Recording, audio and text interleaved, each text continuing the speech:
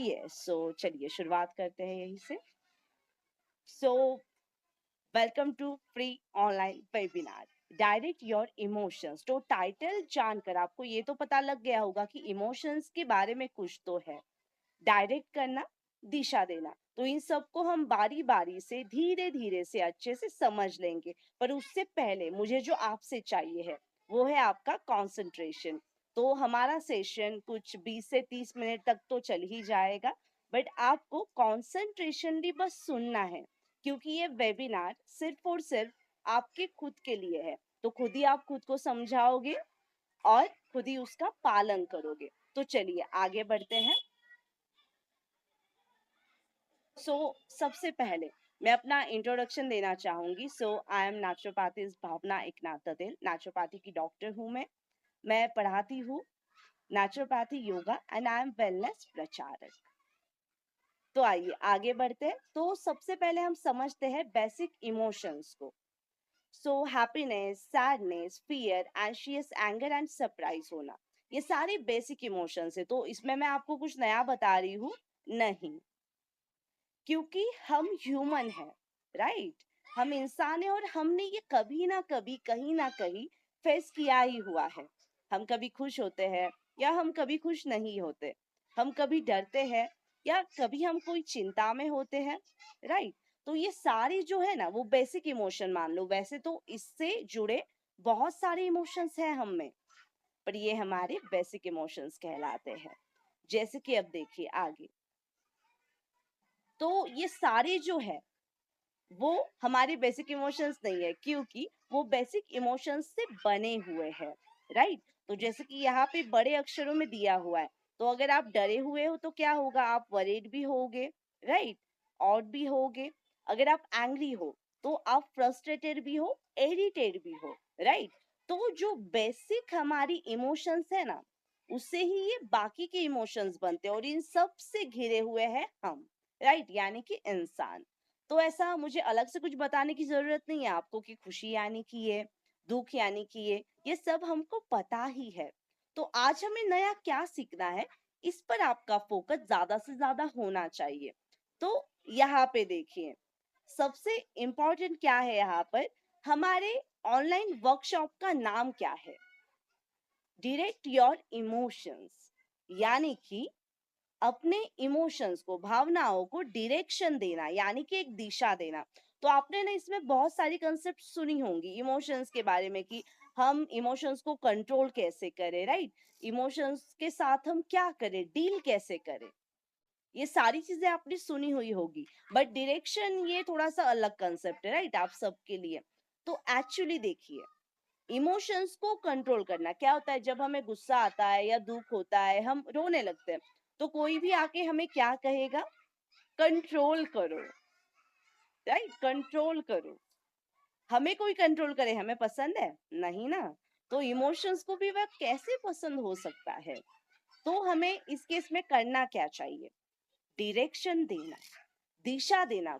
जब कोई व्यक्ति कंफ्यूज है, हम उसे क्या करेंगे, कंट्रोल करो, राइट, कंट्रोल करो ऐसा बोलेंगे नहीं, बोलेंगे हम क्या बोलेंगे, उसे दिशा देनी चाहिए हमें। तब वो डिसाइड कर पाएगा लेफ्ट जाना है राइट जाना है। तो हमारे इमोशंस के साथ भी कुछ ऐसा ही है। तो हमें उन्हें डायरेक्शन देना सीखना चाहिए। ये बात हम आज यहाँ पे देखने वाले हैं।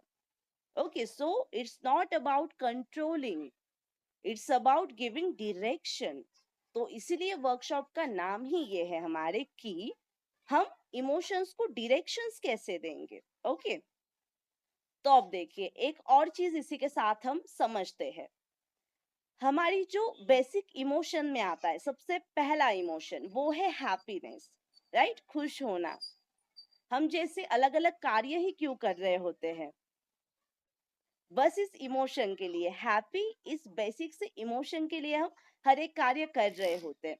बट कभी आपने सोचा है जब हम खुश होते हैं तब क्या होता है, अभी सोचो। जब हम खुश होते हैं तो हमारे चेहरे पर एक प्यारी सी मुस्कुराहट तो होती ही होती है, पर हमारे अंदर क्या चल रहा होता है, हमारा मन प्रफुल्लित होता है, अंदर से हमें शांत लगता है ना। और खुशहाली खुशहाली से आ जाती है, फिर हमें चाहे कोई कुछ बोल ले डांट ले हमें कोई फर्क नहीं पड़ता। मतलब क्या, बाहर भी रिएक्शंस दिखते हैं, हमारी खुशी के अंदर भी दिखते हैं। और इससे मैं उल्टा और एक बात करूँ तो क्या, अगर हमारा मन ठीक नहीं है ना तो हमारा शरीर भी ठीक नहीं होगा, है ना। और अगर हम मन से खुश थे लेकिन हमें कुछ चोट वगैरह लग गई, क्या हमारा मन खुश रह पाएगा? नहीं, राइट। तो ये बेसिक जो उदाहरण है ये ध्यान में रखो, फिर हम आगे बढ़ते हैं। अब खुशी से विपरीत वो है गुस्सा। जब हमें गुस्सा आता है तो सोचिए उस वक्त क्या होता है। जब हमें गुस्सा आता है, हम चाहे जोर जोर से चिल्ला के गुस्सा निकाले या दूसरा बात ना करके गुस्सा निकाले, तो इन दोनों केसेस में आखिर होता क्या है? तो सोचो, जब भी आप लास्ट टाइम गुस्सा हुए होंगे कभी, तो होता क्या है हमारे अंदर? हमारे अंदर एक लहर सी भर जाती है, ज्वालामुखी जैसे, राइट। और वो ज्वालामुखी जो दब के बैठा था वो पूरी तरह से बाहर आ जाता है। ये क्यों होता है? क्योंकि जब जरूरत होती है तब हम इमोशंस को डायरेक्शन नहीं देते। हम क्या करते हैं? बस उन्हें कंट्रोल करते बैठ जाते हैं। और इसी कारण होता यह है कि वो ज्वालामुखी बनकर एंगर इस रूप में बाहर आता है। और इसी कारणवश एंगर जो है ये बेसिक इमोशन बना। पहले ये बेसिक इमोशन कदापि नहीं था, पर बाद में वो बेसिक इमोशन बन गया। क्यों? क्योंकि हम इमोशंस के साथ क्या करे जा रहे हैं? Controlling, controlling and controlling. Direction कहीं है ही नहीं, राइट। इसी कारण। तो और एक चीज अभी यहाँ पे आपको समझनी है, अभी गुस्से की बात निकली है तो हम इसको एक उदाहरण की तरह लेते हैं और बॉडी और माइंड का एक कनेक्शन समझते हैं। तो जैसे कि मैंने बात करी पीछे कि अगर हम खुश है यानी कि हम मन से खुश है, तो क्या होता है? बाहर भी हम अच्छे से ही बिहेव करेंगे, है ना। बट अगर मन हमारा बीमार होगा, कुछ मन जैसा नहीं हुआ, तो हमें कुछ काम करने का मन करेगा? नहीं करेंगे, हम कुछ कार्य कुछ भी नहीं करेंगे। और इससे विपरीत क्या, कि अगर हमारा मन बहुत ही खुश था लेकिन हमें कुछ चोट लग गई, कुछ हो ही गया, तो क्या हो जाएगा? मन भी अशांत हो जाएगा। तो ये बॉडी और माइंड का कनेक्शन है, ये दोनों एक दूसरे से जुड़े हुए हैं। और जब हमें अपने इमोशनल हेल्थ का ख्याल रखना होगा तो इन दोनों को बैलेंस करके हमें चलना पड़ेगा। इन दोनों में से एक का भी बैलेंस बिगड़ गया तो आपकी इमोशनल हेल्थ अच्छे से नहीं चलेगी। तो देखो यहाँ पे भी दो बातें आई। क्या? एक तो हम हेल्थ यानी कि क्या समझते हैं हम? ऊपर से ठीक होने चाहिए, कुछ भी हमें लगा हुआ नहीं होना चाहिए, कुछ कंडीशंस ना हो। दूसरा क्या होता है? तो वो हो गया शारीरिक लेवल पर, ठीक है। तो दूसरा क्या, कि हमारा मानसिक स्तर, ठीक है, वो ठीक हो, है ना। ये हेल्थ की डेफिनेशन होती है। बट आजकल अगर हम देखें तो अगर इमोशनल हेल्थ ठीक है ना, तो आप इन दोनों के साथ डील अच्छे से कर सकते हो। तो इसलिए इमोशनल हेल्थ ठीक होना बहुत ही ज्यादा जरूरी होता है। तो बॉडी माइंड कनेक्शन में और एक चीज हम देखेंगे, जैसे हमें गुस्सा आता है। गुस्सा हमें कहाँ आता है?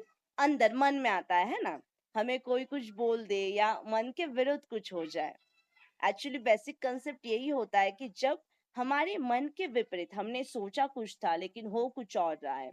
हमने सोचा था कि वो व्यक्ति हमसे ऐसे बात करेगा पर उसने कुछ अलग कर दिया, तो हमें गुस्सा आ जाता है ना। पर ये कहाँ हो रहा है? हमारे मन के स्तर पे हो रहा है। बट उसके रिएक्शंस हमारे शरीर पे भी तो दिखाई देते हैं। याद करो, जब गुस्सा आता है क्या हो जाता है? हमारे चेहरा, हमारी स्किन गर्म हो जाती है ना। यानी कि क्या, वो जो मन में हाइपरनेस था वो चेहरे पर आ गया, वो स्किन पर आ गया, राइट। तो इससे ही हम क्या देख पाते हैं कि मन का परिणाम शरीर पे होता है ना। और जैसे ही हमारा गुस्सा धीरे धीरे धीरे शांत होने लगता है, तो आप नोटिस करना, अगर आपने आज तक कभी तक किया नहीं होगा तो आप ठंडे भी हो जाते हो। तो ये कनेक्शन हो गया इमोशनल हेल्थ के साथ। तो बॉडी और माइंड ये दोनों अगर बैलेंस में चलते हैं तो आपका इमोशनल हेल्थ भी ठीक रहता है। तो ये भी मैं कहूंगी ये बेसिक सी बात हो गई। अब चलते हैं हमारे खजाने की ओर। तो एक्चुअली होता क्या है वो अच्छे से देखते हैं। तो एक्चुअली हमारे मन का, हमारे हेल्थ का जो किंग है वो है हमारा ब्रेथ, हमारी श्वास। सुनने में थोड़ा सा अजीब लग रहा है, राइट? चलो उदाहरण से समझते हैं। जैसे हमने गुस्से की बात करी, गुस्सा आता है तो मैंने बोला कि हम मन से विचलित हो जाते हैं, हाइपर होने लगते हैं। चेहरे पर भी वही भाव दिखने लगते हैं हमारे, हमारी त्वचा गर्म पड़ जाती है और हम क्या करने लगते हैं, जोर जोर से चिल्लाएंगे, वस्तु इधर उधर फेंकेंगे, या फिर दूसरी चीज, मन भी हाइपर है, चेहरा भी हाइपर है, पर हम शांत रहेंगे। पर इन सब के बीच कहीं हम एक चीज को भूल जाते हैं, वो है हमारा ब्रेथ। तो आप याद करो, जब ऐसी कंडीशन होती है कि आप गुस्से में हो, आपके ब्रेथ का क्या चल रहा होता है? तो देखिए, जब आप गुस्से में होते हो तो ब्रेथ भी बहुत जोर जोर से चल रही होती है, इस तरह से बहुत ही हाइपर हो चुकी होती है हमारी ब्रेथ। तो आपने बहुत सारे जगहों पर देखा होगा, या मूवीज वगैरह में भी आप देखते हो कि गुस्सा आ जाता है तो वो क्या करते हैं कि सांस को शांत करने का प्रयास करते हैं। तो वो भी आपने देखा होगा, 10 9 8 7 6 करते करते अपना ब्रेथिंग रेट नीचे लाओ, या लंबी सांस लो, छोड़ो, यानी कि क्या हो जाएगा, सांस धीमी चलने लगेगी और हमारा मन शांत हो जाएगा। तो ये सब कुछ क्या है ना? तो जब हमें गुस्सा आता है तब हमारी सांस कितनी फैली हुई होती है ना? बहुत ही फूल जाती है, फैल भी जाती है, फूल भी जाती है। बट जैसे ही हम शांत होने लगते हैं तो हमारी सांस फिर से लंबी, गहरी और शांत हो जाती है। यही अगर आप खुशी में याद करोगे, जब हमें खुशी मिलती है तो हमारा मन शांत होता है और हमारी जो सांस है वो गहरी, लंबी और शांति से चल रही होती है। तो ये ना यहाँ पे रिवर्सिबल रिएक्शन की तरह है। केमिस्ट्री में आपने सुना होगा रिवर्सिबल रिएक्शन, ठीक है, या फिर इंटरडिपेंडेंट रिएक्शन भी आप इसको कह सकते हो। मतलब कि ये दोनों एक दूसरे पे निर्भर है। जैसे कि मन की कंडीशन बिगड़ी, बॉडी पर उसके रिएक्शंस दिखने लगे और ब्रेथ पे भी उसके रिएक्शंस दिखने लगे। और जैसे ही हमारा गुस्सा शांत हुआ, हम शांत हो गए, ब्रेथ भी लंबी, गहरी, शांति से चलने लगी। तो एक्चुअली हमारी ये जो ब्रेथ है ना, इसी से हम हमारे गुस्से को शांत कर सकते हैं। ये इससे प्रूफ होता है, राइट? तो जो प्रूफ हो सके वो है एक्सपेरिमेंट, और वही है सच, और उसे ही कहते हैं साइंस। तो ब्रेथ का साइंस ये कहता है कि अगर आप अपने गुस्से को शांत करना चाहो, ब्रेथ हमारी मदद करेगा। अगर आप खुश होना चाहो अकारण, तो ब्रेथ हमारी मदद करेगा। तो यही है ब्रेथ का कमाल। तो साइंस ऑफ ब्रेथ, और इस पे बहुत सारी रिसर्चेस भी हुई है, बुक्स भी अवेलेबल बहुत सारे हैं। जन जागृति थोड़ी सी बाकी है, पर धीरे धीरे हो ही जाएगी वो भी। तो हमने इस उदाहरण से जाना कि ब्रेथ किस प्रकार से काम करता है। तो क्या आपने सोचा कि हम इन्हीं ब्रीदिंग पैटर्न्स पर अगर कार्य करते रहे तो हमारे इमोशनल हेल्थ पे भी उसका असर हो सकता है? कैसे? तो चलो एक छोटा सा एक्सपीरियंस हम करके देखते हैं, उसे आप एज अ एक्सपेरिमेंट भी ले सकते हो। तो अब मैं चाहूंगी कि अगर आपको पॉसिबल है तो प्लीज अपने कैमरास को शुरू कर लीजिए। सब लोग कैमरास को शुरू कीजिए, सीधे बैठ जाइए। तो मैं कुछ और बताने की जगह ना आपको एक्सपीरियंस इसी करवा देती हूँ, ठीक है? तो चलिए सीधे बैठ जाइए, रीढ़ की हड्डी सीधी, कंधों को सीधा कर लो, आंखों को बंद कर लो, आंखें बंद, गर्दन सीधी, लंबी गहरी सांस को अंदर खींचिए, छोड़िए। बहुत ही रिलैक्सली बैठ जाइए, खुद को शांत करने का प्रयास कीजिए। अब ना एक लंबी गहरी सांस अंदर खींचिए दोनों नॉस्ट्रिल से, और छोड़ो। ऐसा करते हैं काउंटिंग में, जब आप सांस भरोगे तो 4 में भरो, छोड़ोगे तब 8 में। और बहुत ही सिंसियरली एक्सपेरिमेंट करना, तो आपको समझ में आएगा what I am trying to telling you. और ये बहुत ही इंपॉर्टेंट है आपकी इमोशनल हेल्थ के लिए। आजकल इमोशनल हेल्थ अच्छा रहेगा ना, सब कुछ अच्छा रहेगा। तो चलिए, breath in 1 2 3 4, breath out 1 2 3 4 5 6 7 8, breath in, breath out, breath in, रोको सांस को अंदर, रोके रखो, रुक जाओ, ना सांस लेना ना छोड़ना, वैसे ही रुको और छोड़ दो। अब जब फिर से मैं सांस रोको बोलूंगी ना नेक्स्ट राउंड में, तब अपनी मन की दशा बस एक बार चेक कर लेना। चलिए, ब्रेथ इन, रोकिए, ब्रेथ आउट, आंखें बंद ही रखो। क्या आपने नोटिस किया, जब हम सांस को रोक रहे हैं ना, मन की स्थिति कहीं तो रुक गई ऐसा लग रहा है।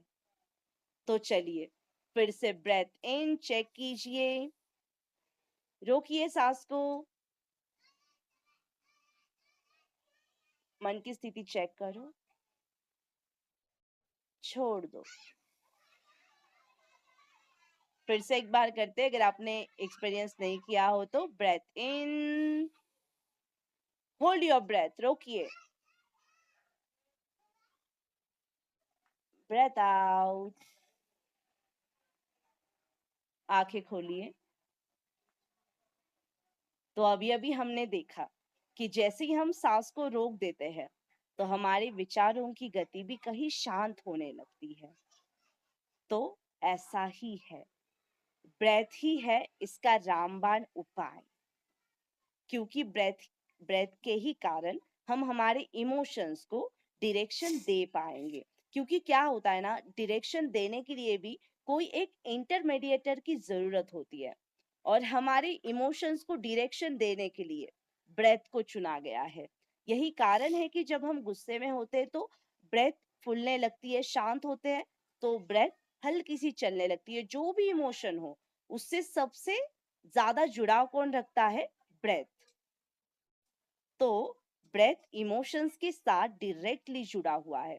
तो अगर हम ब्रेथ की मदद लेकर, श्वास की मदद लेकर डायरेक्शन देना सीख जाते हैं, तो हम इमोशंस को भी डायरेक्शन देना सीख जाते हैं, और ये उतना ही सच है।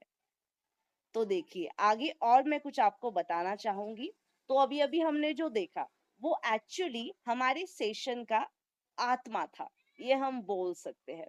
क्योंकि मैं आपको यही चीज बताना चाह रही हूँ कि ब्रेथ जो है, वही है हमारे इमोशंस को नियमन करने वाला। तो अगर हम इसमें उतार चढ़ाव करना सीख जाते हैं, तो आप समझ रहे हो मैं क्या बात कर रही हूँ। ब्रीदिंग एक्सरसाइजेस से भी ये पॉसिबल है, और प्राणायाम से भी। तो अभी यहाँ पे देखिए और थोड़ा समझते हैं। तो अभी ब्रेथ की बात आ ही गई है, राइट, श्वास की बात आ गई है। तो श्वास किससे कनेक्टेड है बताइए मुझे? वो है हमारे दोनों नॉस्ट्रिल से। हम सांस वहीं से तो लेते छोड़ते हैं ना, राइट। तो हमारी एक राइट नॉस्ट्रिल है, एक है लेफ्ट नॉस्ट्रिल। तो ये दो ही क्यों है? क्या ऐसा सवाल कभी आपके दिमाग में आया? तो आइए चलिए देखते हैं। आपको पता है, हमारा जो ब्रेन है, ब्रेन को एक कहा जाता है, बट ब्रेन के दो हिस्से होते हैं, लेफ्ट एंड राइट, और नॉस्ट्रिल्स भी दो है। तो अब यहाँ पे आप देखिए, तो हमारी जो राइट नॉस्ट्रिल है, राइट नॉस्ट्रिल को एक्चुअली योगिक लैंग्वेज में पिंगला नाड़ी बोलते हैं, यानी कि सूर्य नाड़ी। मतलब वो तेज तत्वों को दिखाता है, ठीक है। सुनिए, और यहाँ पे ऐसा कुछ नहीं होने वाला कि आपको जस्ट कुछ बातें बताई जा रही है, कुछ आध्यात्मिक ज्ञान चल रहा है, वो वैसा भी है। बट इन सब के पीछे जो साइंस है, I am just talking about that, okay. मैं सिर्फ उसी की बात कर रही हूँ। It's all science. तो अब देखिए, सूर्य नाड़ी जो है, यानी कि हमारी राइट नॉस्ट्रिल, और ईड़ा नाड़ी, योगिक लैंग्वेज में इसे ईड़ा नाड़ी कहते हैं, लेकिन चंद्र नाड़ी इसे हम बोलेंगे यहाँ पे, हमारी लेफ्ट नॉस्ट्रिल। तो अब चलो नेक्स्ट एक्सपेरिमेंट। अपनी पहली उंगली को ऊपर उठाइए, नाक की यहाँ रखिए, आंखें बंद कीजिए, अब दोनों नॉस्ट्रिल से सांस अंदर खींचो, छोड़ो, खींचो, छोड़ो। अब मैं बताती हूँ आपको नोटिस क्या करना है। अब आपको पता है कि आपकी राइट नॉस्ट्रिल की सांस कहाँ जा रही है और लेफ्ट नॉस्ट्रिल की सांस कहाँ जा रही है। तो देखो कौन सी सांस गर्म लग रही है और कौन सी ठंडी। Let's breath in, breath out. अब राइट नॉस्ट्रिल पे फोकस करना पूरा। Breath in, breath out. आपको थोड़ी उष्णता महसूस हुई होगी राइट नॉस्ट्रिल से निकलती हुई। सो इट्स सूर्य नाड़ी। अब लेफ्ट नॉस्ट्रिल की तरफ पूरा ध्यान लगाइए।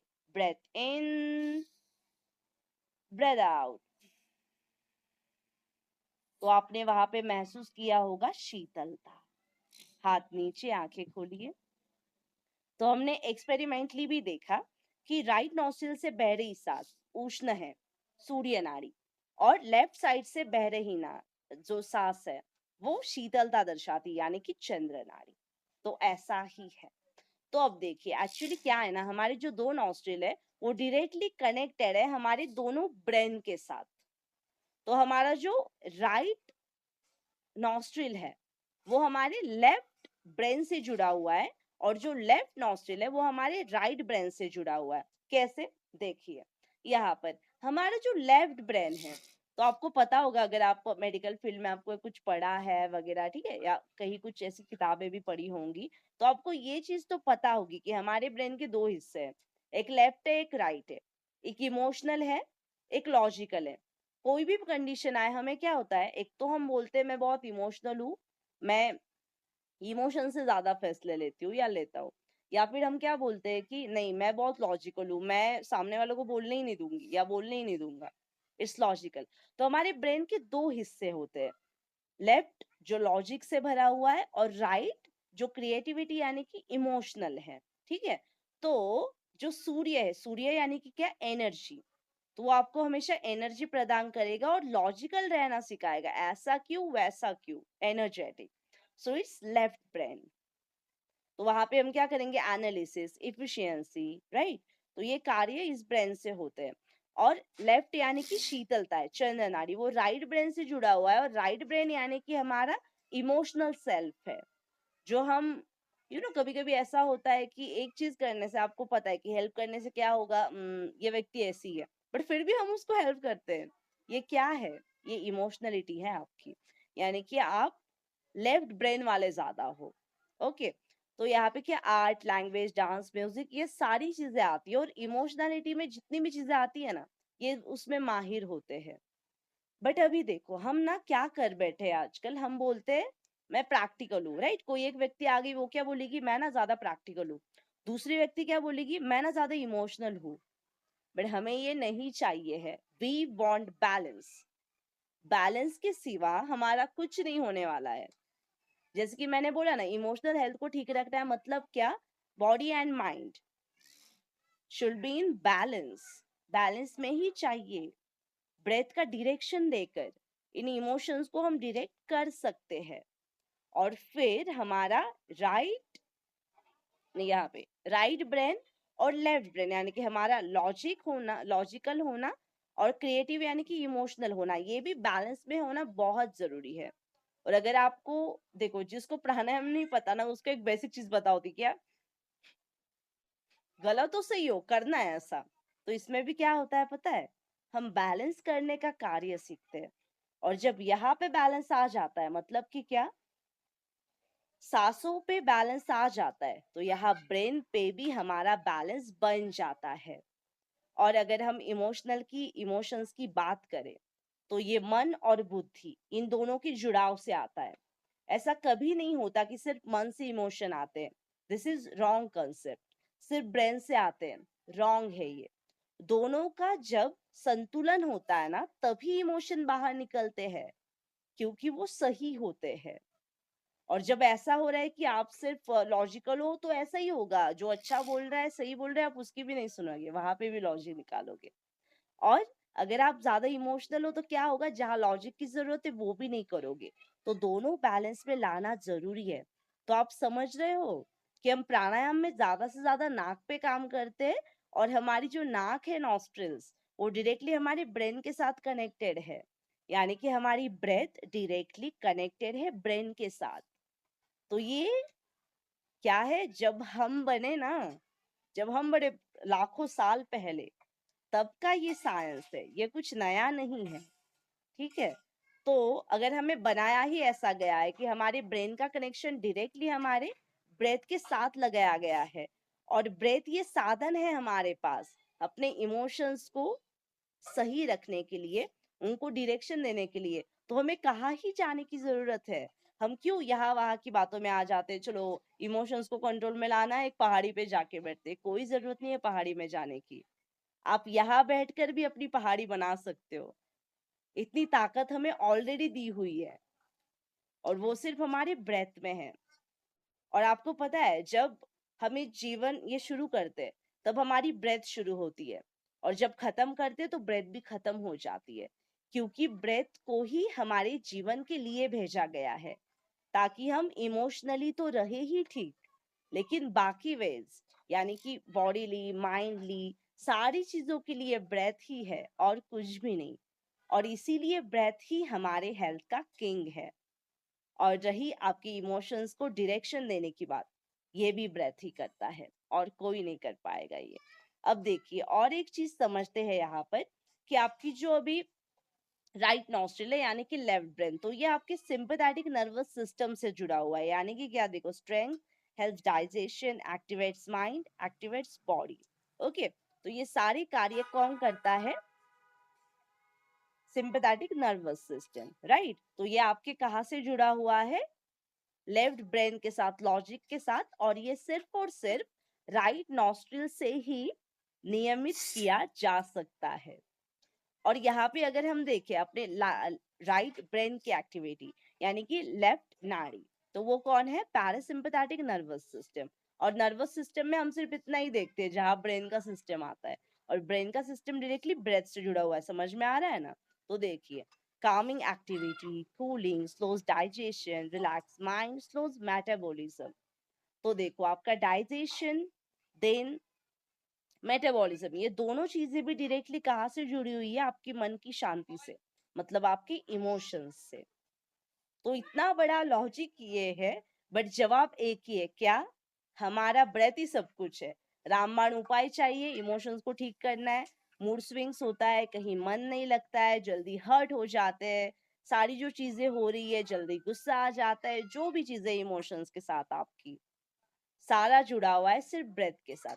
अब ये तो सारी नॉर्मल चीजें मैं कहूंगी, आजकल के लाइफ में ना ये नॉर्मल चीजें, मूड स्विंग्स होना, या फिर कहीं मन ना लगना, इमोशंस यहाँ से वहां से वहां होना, डिप्रेस हो जाना, ये आजकल नॉर्मल चीजें हो गई है।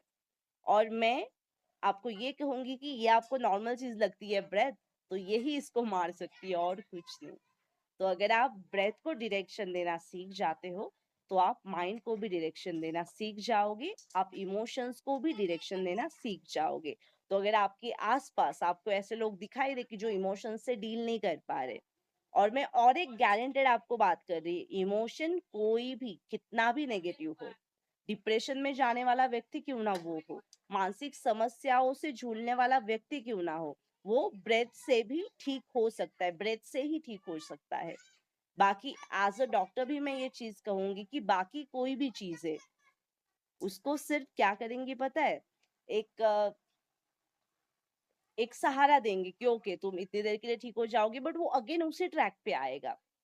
थोड़ी देर उसे अच्छा लगेगा, अगेन उसी ट्रैक पे आएगा, कोई भी और थेरेपी दे दो। बट जब ऐसे व्यक्ति को हम, मानसिक रोगी भी, ठीक है, तो हम भी तो नॉर्मल है, ओके, और जिनको कुछ समस्या ही नहीं है, उनके लिए भी ये बहुत अच्छा है, क्योंकि prevention is better than cure, right. बीमार पड़ने से पहले ठीक हो जाओ, बीमारी नहीं पड़ोगे, ऐसा। तो इन सब के लिए अगर हम ब्रेथ को नियमित करना सीख जाते हैं, तो हो गया आपका कार्य, कुछ और करने की जरूरत नहीं। इमोशंस आपके ठीक रहेंगे, आपके डेली नियमित कार्य आप कर सकोगे, और कुछ नहीं चाहिए आपको। और अपने पास और क्या है? ब्रेथ को नियमित करने के लिए, वो है सिर्फ और सिर्फ प्राणायाम।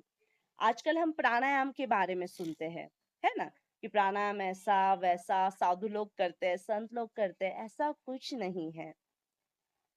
प्राणायाम ना किसी एक उपाधि के साथ जुड़ा हुआ है, ना किसी संप्रदाय के साथ, ना किसी धर्म के साथ, किसी के भी साथ नहीं जुड़ा हुआ। ये सिर्फ आरोग्य के साथ जुड़ा हुआ है। आप ह्यूमन हो, आपको जरूरत है बस प्राणायाम की, और कुछ नहीं। तो प्राणायाम का सिंपल कंसेप्ट यही है। ऐसा नहीं कि फिर आप संत बन जाओगे, महात्मा बन जाओगे, वो तो एक अलग चीज हुई। मन से तो महात्मा सभी ने होना चाहिए, वो नहीं है यहाँ पर। अगर आपको हेल्दी रहना है, हेल्दी लाइफ जीनी है, इमोशनली स्ट्रांग रहना है, you should do pranayama daily. क्योंकि इसमें हम क्या करते हैं, आप उसको प्राणायाम की तरह मत लो, ये ब्रीदिंग को रेगुलेट करने वाली चीज है, राइट। तो आप क्या कर रहे हो वहां पर, अपने इमोशंस के लिए कार्य कर रहे हो, और कुछ नहीं। और एक चीज बताना चाहूंगी मैं यहाँ पर। तो अभी बात आ गई है प्राणायाम तक, तो थोड़ी हम योगा की भी बात कर लेते हैं। तो एक्चुअली योगा यानी कि, पता है आपके मन में क्या ख्याल आने लगते हैं, जो बिगिनर है ना, जिनको पता ही नहीं है योगा के बारे में। आप भी सोचो, आप क्या सोचते हो योगा के बारे में। तो हमें क्या लगता है, ये हमारी चीजें नहीं है। जिन्हें सन्यासी बनना है, बड़े बड़े पहाड़ों में जाना है, उनके लिए है योगा। कौन बोला ऐसा? ऐसा कुछ नहीं है। अगर आप हेल्दी रहना चाहते हो, अच्छे रहना चाहते हो, आप बीमार नहीं भी हो, लाइफ टाइम के लिए अच्छा रहना चाहते हो, करो योगा। अगर आप बीमार हो, कोई भी कंडीशन है, करो योगा। ठीक है। तो एक और यहाँ पे थेरापेटिकली बात है, बट वो बहुत बड़ी बात हो जाएगी, लंबी चलेगी, तो वो नहीं। बट मैं यहाँ पे क्या चाहिए वो बताती हूँ। तो एक्चुअली जब हम योगा करते हैं, यानी कि कोई भी आसन, कोई भी स्ट्रेचिंग, कुछ भी कर लो, प्राणायाम कर लो या मेडिटेट कर लो, वहां पे एक्चुअली वर्कआउट वगैरह नहीं होता है। एक्चुअली दिखने में वर्कआउट है, बट एक्चुअली वो नहीं होता है। एक्चुअली कार्य होता है हमारे ब्रेथ पर। और ये एक छुपा हुआ लॉजिक है, सबको नहीं पता होता, बट हमें ये सबको ये पता होना चाहिए, ये भी उतना ही जरूरी है। तो actually yoga it's not about कि कुछ आसन कर लिए, माहिर हो गए, एक्सपर्ट हो गए। It's about breath. तो जब ये ब्रेथ को आप डायरेक्शन देना सीखते हो, योगा में, प्राणायाम में, मेडिटेशन में भी, तब आपका इमोशनल हेल्थ हमेशा हमेशा के लिए अच्छा रहेगा। और बीमार पड़ना यानी कि वो दूर की बात होगी आपके लिए। तो ऐसा है, बात छोटी सी है पर इम्पैक्ट बहुत बड़ा है।